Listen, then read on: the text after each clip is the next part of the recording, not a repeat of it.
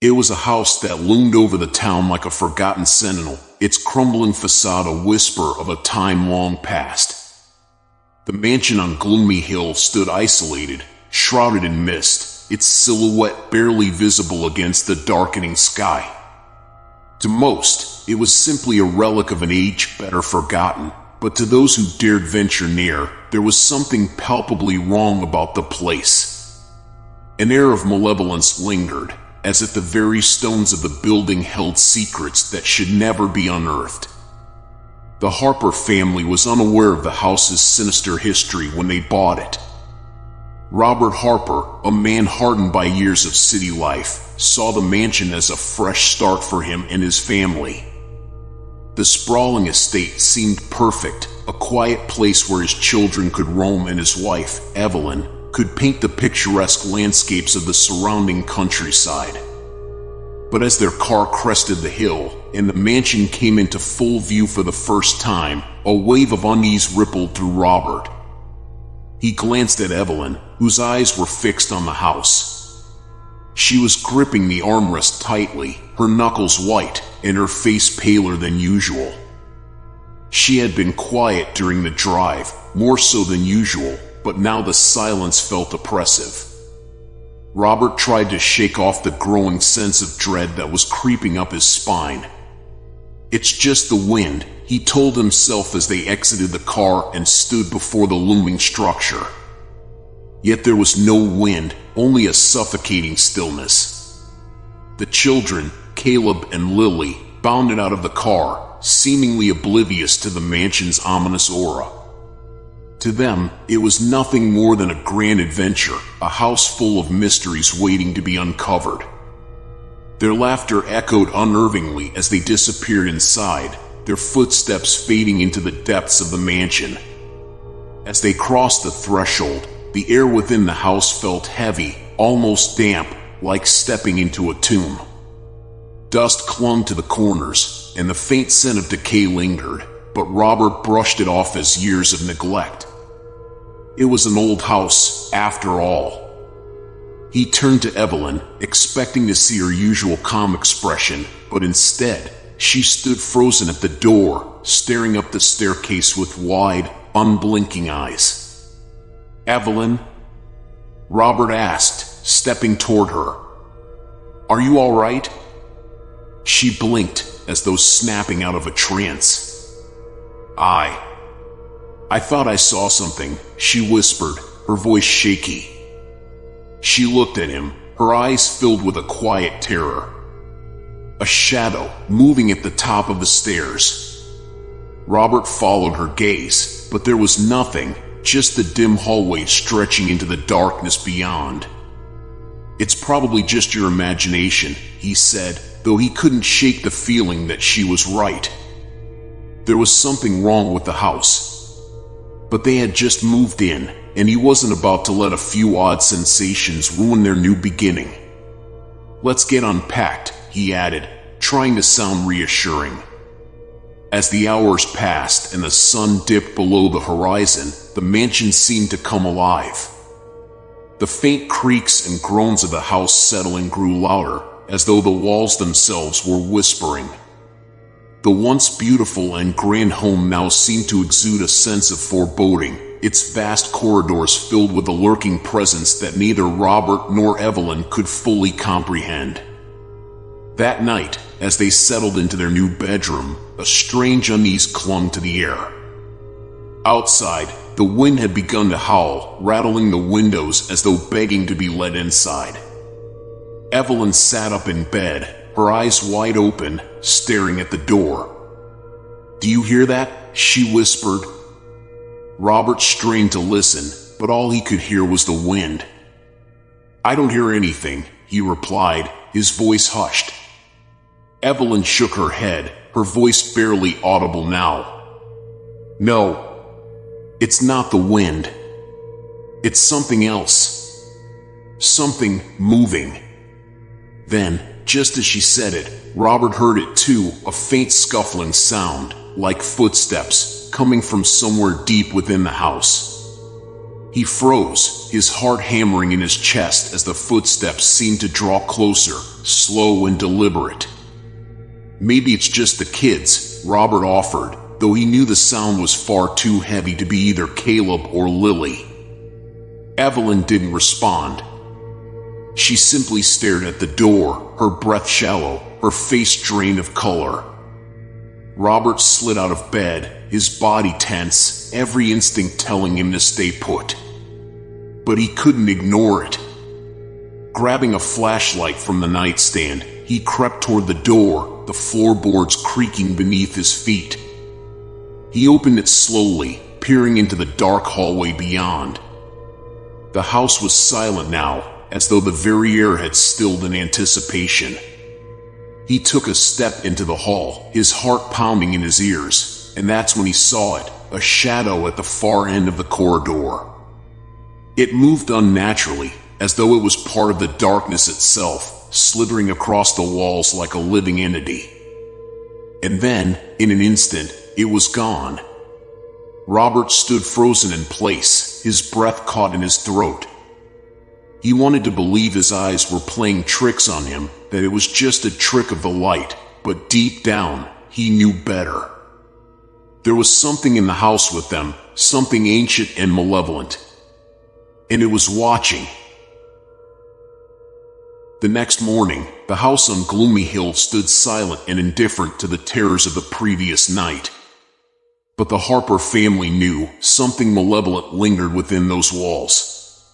Evelyn had not slept at all, her eyes red-rimmed and distant as she sipped her coffee, staring blankly out of the window. The children, too, seemed more subdued, their usual playful energy replaced by a quiet unease. Even the sun, which had struggled to pierce through the thick fog rolling down the hills, seemed unwilling to touch the mansion. Robert, determined to shake off the ominous events of the night before, decided to explore the house more thoroughly. He had convinced himself that what he had seen, what they had all felt, was merely the product of nerves and exhaustion. After all, moving was stressful, especially to such an old and decrepit house. There had to be a rational explanation for everything. Yet as he walked through the winding halls, the same oppressive weight bore down on him, as though the very walls were closing in, watching his every step. The mansion was enormous, far larger than he remembered from their initial visit. Dark, winding hallways seemed to stretch impossibly long, lined with doors that led to rooms filled with antique furniture covered in dust. The smell of rot was stronger here, the air thick with a dampness that clung to the skin like invisible fingers. Each room he entered felt colder than the last, and he couldn't shake the feeling that he was trespassing, invading a space not meant for the living. In the dim light filtering through the dirty windows, Robert noticed something peculiar on the walls of the study, a grand room lined with tall, decaying bookshelves. Faded, almost imperceptible, were strange symbols carved into the wood.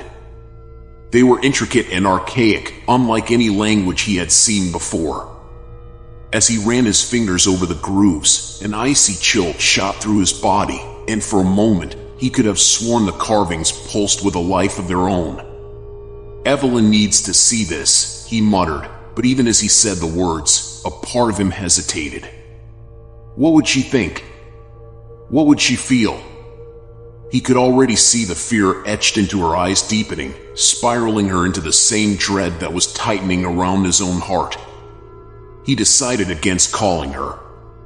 As he turned to leave the room, a whisper, soft but unmistakable, drifted through the air. It was a voice, ancient and cold, speaking a language that twisted unnaturally in his mind. Robert spun around, flashlight trembling in his grip, but there was no one there. Only the empty room and the suffocating silence. His breath caught in his throat as the whisper grew louder, now coming from everywhere and nowhere at once, like the very walls were speaking. "Who's there?" Robert's voice cracked, and he cursed himself for showing fear. But the whisper did not respond. Instead, it coalesced into a low, guttural moan that reverberated through the house. At that moment, something shifted in the air. The oppressive stillness was broken by a distant crash, a sound that echoed through the halls with such force that it made the walls tremble. Robert's heart skipped a beat. It was coming from upstairs, from the children's rooms. He raced up the stairs, each step feeling heavier than the last, as though the house itself was trying to hold him back. His mind was racing, fear gnawing at the edges of his sanity. What if something had happened to Caleb and Lily? The thought sent a cold wave of panic through him. Reaching the top of the stairs, he sprinted down the hallway and burst into the children's bedroom. To his relief, they were both there, huddled together on the bed, their faces pale with fear. But it wasn't the crash that had terrified them. No, it was something far worse. "We saw it, Dad," whispered Caleb, his voice barely audible. The shadow, it was in the room. It was watching us. Robert felt his blood run cold. His gaze darted around the room, but there was no sign of anything amiss. Just the remnants of their toys scattered on the floor, the curtains fluttering in the breeze from the open window. But he knew they weren't imagining it. He had seen it too, that thing, that shadow, the night before. It was real. Before he could speak, a low, guttural laugh filled the room, though it came from no human throat. It was a sound so unnatural, so filled with malice, that it chilled them to their bones. The lights flickered, dimmed, and the air grew thick with an almost tangible dread. Evelyn appeared at the door, her face white as a sheet, trembling. "Robert," she whispered, her voice shaking. "We need to leave. Now." For a moment, Robert stood frozen, his mind torn between disbelief and terror. He had never been a superstitious man, but now the weight of the house, the whispers, the shadow, it was undeniable. Something ancient, something dark was awakening in this place, and it had turned its malevolent gaze upon them. "We can't leave," Robert finally said, his voice cracking under the pressure of the realization that had been slowly growing inside him. He looked at Evelyn, his words heavy. "We're trapped." Evelyn stared at him, wide-eyed. "What do you mean, trapped?" Robert lowered his head. "The doors, they won't open. I tried. It's as if the house, it won't let us leave." Silence fell between them, broken only by the distant echo of something moving deep within the house, a slow, deliberate dragging sound that sent shivers down their spines. Whatever had haunted the mansion before their arrival was awake now, and it wanted them. As the shadows seemed to stretch unnaturally along the walls, moving with a life of their own, Robert felt a growing certainty. They were not alone. They had never been alone. And now, the house had claimed them. The days dragged into a twilight of perpetual dread, the mansion on Gloomy Hill swallowing time like a ravenous beast. The family's initial shock had given way to a creeping sense of entrapment, as though the house itself was an organism feeding off their fear. Robert's rational mind, which had so firmly resisted the supernatural, was now fractured, haunted by the whispers that never truly left them. The house had become a labyrinth of horrors, shifting in ways that defied logic. The oppressive fog outside seemed to mirror their growing despair, clinging to the windows like spectral fingers. The once beautiful landscape of rolling hills was obscured, as though the world beyond the mansion had ceased to exist. The air within the house was thick with the scent of decay, a constant reminder that something ancient, something malevolent, was stirring. Robert's nights were consumed by sleepless wandering. The sound of the dragging footsteps had grown louder, sometimes echoing just outside their bedroom door. Shadows flitted at the edges of his vision, always moving just beyond the reach of light. Every creak of the floorboards, every sigh of the wind, now carried with it an undercurrent of something otherworldly. One evening, as Robert explored the lower levels of the house, he stumbled upon a hidden door in the cellar, one that had escaped his notice during their initial inspection. It was ancient, its wood blackened with age, and carved into its surface were more of those strange symbols he had seen in the study. They seemed to shift under his gaze, writhing like serpents. A cold sweat broke out on Robert's skin. He felt an overwhelming compulsion to open the door, though every instinct screamed at him to turn back. His hand, almost moving of its own accord, reached for the rusted handle. With a groan, the door creaked open, revealing a set of narrow, spiral stairs descending into pitch darkness.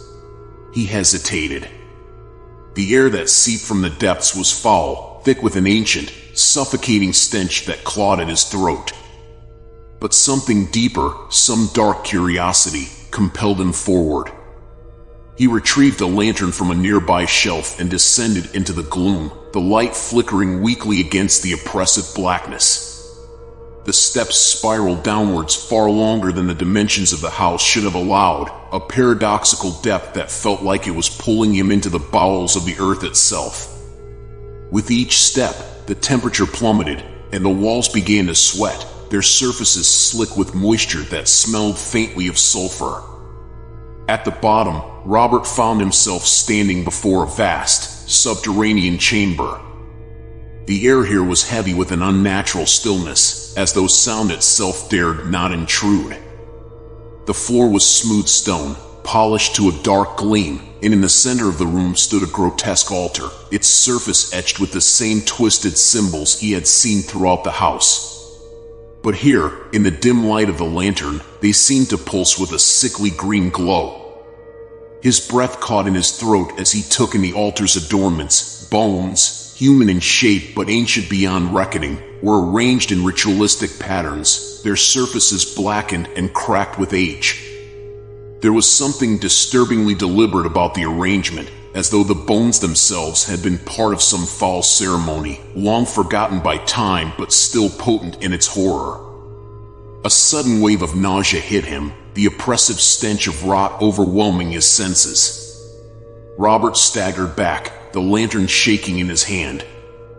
His mind reeled as fragments of ancient lore he had read in forgotten tomes began to surface, tales of elder gods, dark pacts, and rites performed in the shadow of madness. This was no ordinary mansion, no mere haunted house. It was a place of sacrifice, a gateway to realms that no mortal should ever trespass. As he stood transfixed before the altar, something stirred in the far corner of the chamber. A shape, barely discernible in the darkness, moved with an unnatural, fluid grace. It slithered across the ground, the sound of wet, dragging flesh echoing through the chamber. Robert's heart pounded in his chest as the shape drew nearer, its form becoming more distinct in the lantern's feeble light. It was not human.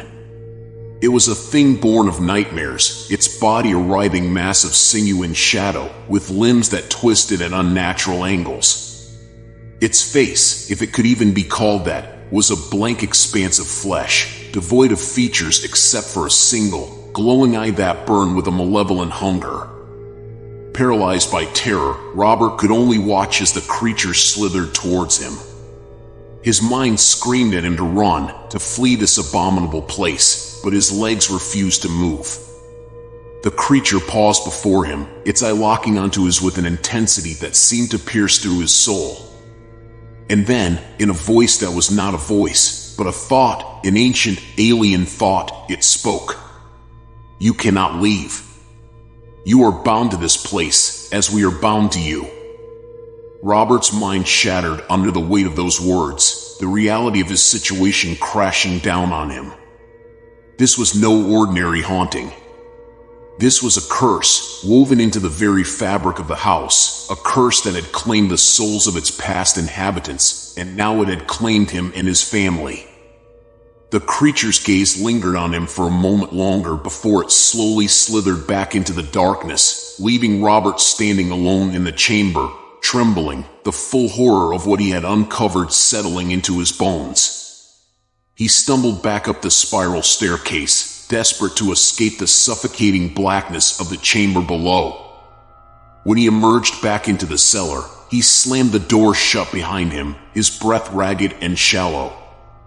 But deep down, he knew the truth. There was no escape. The house had them now, and whatever dark forces lay beneath the surface were growing stronger with each passing moment. As the door to the abyssal chamber slammed shut behind him, Robert collapsed against the cold stone wall of the cellar, his breath coming in ragged gasps. His mind raced with a feverish torrent of images, fragments of the ritual symbols, the ancient bones arranged with dark intent, and that ghastly, slithering entity with its single, glowing eye. Each thought was like a shard of broken glass, piercing the fragile veneer of his sanity. The oppressive atmosphere of the mansion above weighed on him now like never before. The air felt heavier, almost sentient, as though the very walls were closing in, pressing their unseen will against his trembling form. Robert had encountered a malevolent force that defied the natural order, a power rooted in the forgotten history of the earth, perhaps older than humanity itself. He had felt it deep within his bones when the creature spoke, though not in words, but through a force that seemed to pulse through the air itself, a pressure on his mind. The house was not merely haunted, it was a prison, a place constructed as a vessel for something far worse than wandering spirits. There were laws here, rules written in an ancient tongue, rules that no man could hope to understand. As he staggered back into the main floor of the mansion, the whispers resumed, louder now, more insistent. They came from all directions, slithering through the dark corners of the house, an ethereal chorus of voices that murmured in a language Robert could not grasp. He gripped the sides of his head, trying to block them out, but they were inside his skull, gnawing at the edges of his consciousness. Above, in the vast halls of the house, the rest of his family remained oblivious to the true horror unfolding beneath their feet. Robert knew that they could not comprehend the full scope of the evil that had ensnared them, nor did he dare reveal it to them in its entirety. How could he explain what lurked in the bowels of the earth below their home? How could he put into words the ancient pact that had been struck by the house's former owners, those who had dared to commune with forces that man was never meant to encounter? Robert felt the pull of the house, its darkness wrapping around him like tendrils of mist. He was being drawn back to the heart of the mystery, compelled by a force beyond his own will. The whispers grew more coherent now, their meaning slowly bleeding into his thoughts. Bound to the house forever. He stumbled through the halls, the shadows seeming to stretch and writhe as if alive. The portraits on the walls, which had once been nothing more than curiosities from the mansion's past, now felt like living entities, their eyes following his every movement with an eerie intensity. Each room he passed through seemed to warp, the very fabric of the space shifting under his feet. He found himself once again in the study, the very room where his torment had begun. The desk was strewn with old papers, notes, and journals left behind by the previous owners of the mansion. Among them, Robert found a thick, leather-bound tome, its cover cracked with age. The faded title, barely legible in the dim light, was written in a language that Robert recognized only from the darkest corners of occult history. It was a grimoire, a book of forbidden knowledge, detailing the rituals and invocations that had bound the house to the forces of the unknown. As his trembling hands flipped through the brittle pages, Robert could feel the weight of centuries pressing down on him. The text was written in a spidery hand, the letters twisting and coiling like the symbols on the altar below. One passage caught his eye, written in a hurried scrawl. To those who awaken the ones beneath, know that the price is eternal. The house is their vessel, a doorway between worlds, and all who dwell within its walls are bound to it. The souls of the living shall serve as fuel for the pact, and none shall escape unless the ritual is undone.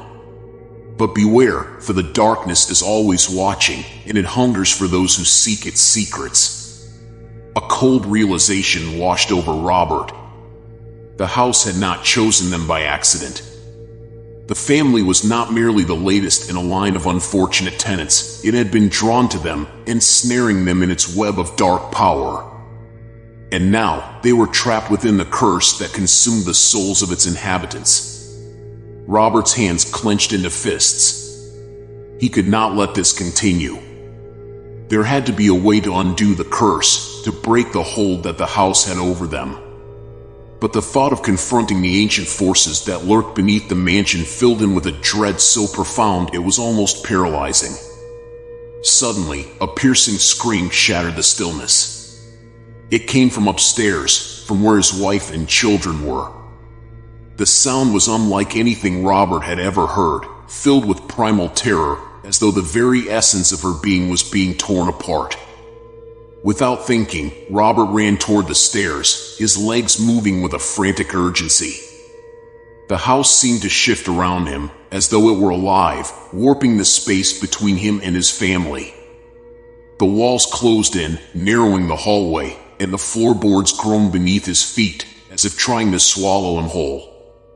Reaching the top of the stairs, he burst into the room where the scream had originated. There, in the dim light, he saw his wife, Sarah, standing in the corner, her eyes wide with terror. She was staring at something that Robert couldn't yet see. He followed her gaze, and his heart nearly stopped. In the center of the room stood an apparition, an ethereal figure, its form flickering like a dying flame.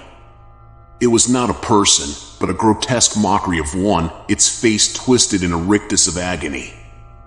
The figure floated above the ground, its translucent limbs writhing as though in constant pain, and its eyes, black pits of nothingness, were fixed on Robert with a malevolent intensity. The room filled with the same whispered voices that had haunted Robert since the night they moved in. But now, the voices were louder, more urgent, their words forming a dreadful chant that reverberated through his mind. The house is bound to you. You cannot leave. You belong to it, as it belongs to you. The apparition moved toward him, its eyes never leaving his, and with every step it took, the temperature in the room plummeted. Frost began to form on the walls, creeping toward Robert like the icy fingers of death itself. He could feel it now, the truth, the terrible truth that he had been denying. They were not merely haunted, they were being claimed, one, by the malevolent force that dwelled within the mansion. And Robert knew, with a cold certainty, that it would not stop until it had taken them all. Robert stood frozen, his eyes locked with the apparitions, the weight of the house's malevolent presence pressing down on him like a physical force. His mind, though sharp with terror, wrestled with the reality of what he was seeing. The creature before him was not merely a ghost, but a manifestation of something older, something far more terrifying than a simple lost soul. It was a living extension of the house's ancient curse, a wraith born from the pact that had been sealed within these walls. Suddenly, the whispers that had long filled the air grew louder, twisting together into a cacophony of hissing voices. They spiraled around the room like a storm, their tones dark and ancient, hinting at secrets too terrible to be uttered in any human tongue. Robert could feel them pressing into his mind, as if the air itself were alive with malevolent intent, seeking to fracture his grasp on sanity. Behind him, Sarah whimpered softly, her wide eyes glazed with fear. She had not moved, transfixed by the horror of the thing that floated toward them. Robert had to act, but how? How does one fight the unseen, the spectral embodiment of an ancient curse? His thoughts scrambled, seeking a foothold in the chaos that surrounded him. Suddenly, it struck him, the grimoire. The cursed tome he had discovered in the study. It had spoken of rituals, of ancient pacts that bound the very essence of this house to forces beyond understanding. Perhaps there was a way to reverse it, a way to undo the darkness that held them prisoner. But what price would be exacted in exchange? The apparition moved closer, its ghostly form wavering, and Robert could feel the air grow colder with each second. He grabbed Sarah's arm, pulling her out of her frozen trance. We have to go. Now. Dragging her behind him, Robert fled the room, the echoes of their footsteps mingling with the guttural whispers that seemed to emanate from the very walls of the mansion. He made his way to the study with a singular purpose, his mind grasping at the slim hope that the cursed text held the key to their escape. The shadows writhed around him as if mocking his efforts, and the house itself groaned and shifted, as though aware of his intentions. Reaching the study, Robert threw open the door and stumbled to the desk where the grimoire lay open, its pages cracked and yellowed with age. His hands trembled as he flipped through its fragile pages, seeking the passage that had alluded to the undoing of the curse.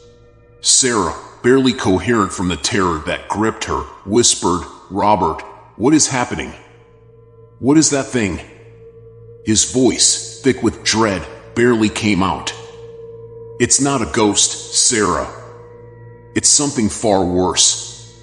The house, this place, it's cursed. We're not just haunted, we're part of it now." Her face, pale and drawn, contorted in confusion. "What do you mean, part of it? How can we?" Before she could finish, the air in the room thickened. A suffocating presence descended upon them both, as though the very walls were contracting, seeking to crush them. The lights flickered, casting strange, wavering shadows across the room, and the whispers grew into a deafening chant. It was as if the house itself was awake, its sentience rising from a long, dark slumber. Suddenly, the ground beneath them trembled, and a low, inhuman growl reverberated through the floors. Robert's heart raced. Time was running out. Frantically, he found the passage he sought. It spoke of a ritual, an incantation that could sever the bond between the house and its prisoners. But the price? The book hinted darkly at what would be required, and Robert could feel the chill of doom settle over him. To break the curse, someone had to offer themselves as a vessel for the entity that ruled the house, a conduit to transfer the darkness away from the mansion and into a new host. His hands shook, the weight of the decision heavy in his chest. Could he sacrifice himself? Could he make such a grim bargain for the sake of his family? His mind rebelled at the thought, yet the alternative was unthinkable. To stay was to die, or worse, to be consumed by the house's insatiable hunger for souls. A loud crash shattered the moment, and the door to the study flew open, slamming against the wall. The apparition stood there, now more solid, its form shifting and grotesque. Its eyeless face was turned toward Robert, and though it had no mouth, he could feel its smile, a sickening, knowing grin that chilled him to his core. Robert whispered to Sarah, "Take the kids. Get out of here. I'll find a way to end this." She looked at him, eyes wide with disbelief. "No, Robert. You can't." But before she could say more, the thing moved, gliding toward them with an eerie, weightless grace. The temperature plummeted even further, and the air seemed to crackle with a dark, unseen energy. The time for decisions had passed. Robert grabbed the book, his fingers tracing the symbols on the page. With a voice that quivered but did not falter, he began to speak the incantation. The words felt wrong on his tongue, each syllable pulling at the very fabric of his being, as if he were summoning forces too terrible to comprehend. The room darkened, the shadows lengthening and twisting, as though reality itself were bending under the weight of the ritual. The apparition halted, as if sensing the change. It hovered, watching, waiting. As Robert continued to chant, the house groaned once more, this time in protest. The floor beneath him trembled, and the walls seemed to pulse with a strange, otherworldly light. Something was happening, something vast and terrible. Then, with a sudden burst of energy, the apparition lunged toward Robert, its ghastly form merging with the darkness that enveloped the room. For a moment, everything was still, and then the screaming began. The scream echoed through the mansion, a sound that seemed to tear through the very walls, reverberating in every corner of the cursed estate. It was a scream that did not belong to Robert, nor Sarah, nor even the ghostly apparition that had tormented them. It was older, primal, and filled with an unspeakable rage. It was the voice of the house itself, the tortured soul of the cursed land awakening to the sacrilege of the ritual. Robert felt the force of it in his bones, his mind reeling as the air thickened around him. His words faltered, the incantation slipping from his grasp like sand between his fingers. The shadows swirled, coalescing into shapes that defied the very laws of nature. Twisting, writhing forms of things that were never meant to be seen by human eyes began to emerge from the walls, their presence filling the room with an ancient malice. The mansion groaned as if it were alive, and the ground beneath Robert's feet buckled with an ominous tremor. "Robert!" Sarah's voice came from the doorway, desperate, broken by fear. She stood at the threshold, holding the children close to her, her face pale as the shadows danced around her. She could see it now, the truth of the house, the dark history that had taken root here, pulsing just beneath the surface. Robert, his hands still clutching the ancient grimoire, knew that he had miscalculated. The ritual, this accursed ritual, was not meant to banish the entity. It was a summons. The incantation had called forth something far worse than the vengeful spirits that haunted the mansion. It had awakened the forgotten ones, beings from a time before humanity, from realms beyond mortal understanding. Beings that no pact, no curse could ever contain. The walls shuddered, and with them came the hideous sound of tearing flesh and stone, as if the house itself were breaking apart, revealing the eldritch truth that had been hidden for centuries. The air was thick with the stench of rot and decay, and the whispering voices returned, this time louder and more malevolent, speaking in tongues that no living creature could comprehend. It was as if the very atmosphere of the house had become alive with madness, its tendrils creeping into Robert's mind. The shapes in the walls began to take form, great, hulking figures, with elongated limbs and eyes that glowed with an unnatural light. Their skin was black as night, covered in grotesque, writhing tendrils that slithered as if they had a life of their own. These were the true masters of the mansion, the beings that the ancient owners had sought to appease with their blood sacrifices. The forgotten ones had returned, and they hungered for more. A voice, deep and resonant, boomed from the darkness, filling the air with a sense of dread that nearly crushed Robert's spirit. "You have called us mortal. Now you shall pay the price." Robert staggered backward, his heart pounding as the full weight of his mistake settled upon him. The shadows closed in, thick and suffocating, as if the house itself was swallowing them whole. There was no escape. He had unleashed something far beyond his control, something that no man should ever tamper with. "Sarah! Get the children out," he yelled, but his voice was drowned out by the rising cacophony of inhuman screams and the grinding sound of stone and wood being torn apart. He could see Sarah's eyes wide with horror, her lips moving in silent prayer as she clutched their children tightly. She didn't move. She couldn't. The force of the presence in the room held them all in place, like insects caught in the web of some vast, unseen spider. Robert's mind raced.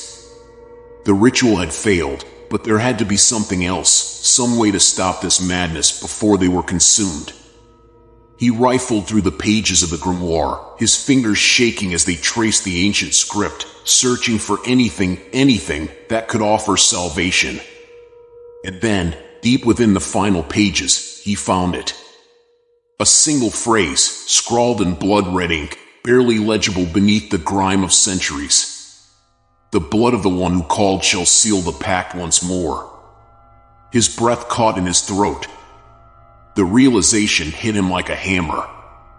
There was only one way to stop the awakening, only one way to banish the forgotten ones and close the door that he had so foolishly opened. His blood, his life, was the final offering. He looked to Sarah, his heart heavy with the weight of the decision. She met his gaze, her eyes filled with tears, and in that moment, they both understood. No words were necessary. Robert took a deep breath, his hands steady now as he closed the book. He reached for the ceremonial dagger that lay atop the desk, its blade gleaming with an unnatural light. The house groaned in anticipation, as if it knew what was coming, as if it were hungry for the sacrifice. With a final, resolute glance at his family, Robert lifted the blade. The air around him grew thick with the presence of the Forgotten Ones, their eyes watching, waiting. "This ends now," he whispered, and with one swift motion, he plunged the dagger deep into his chest. The effect was immediate.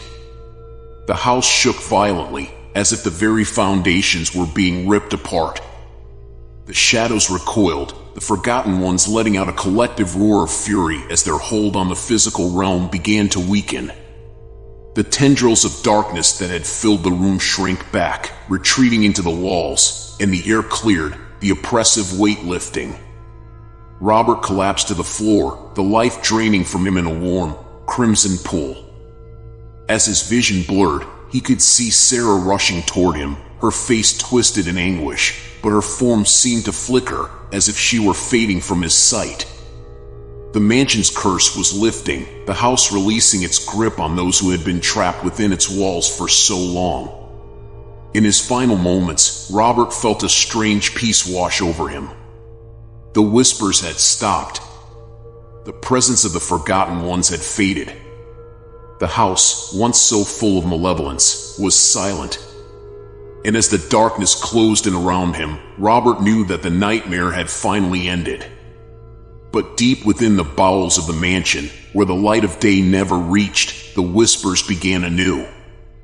They were waiting for the next to come. The end.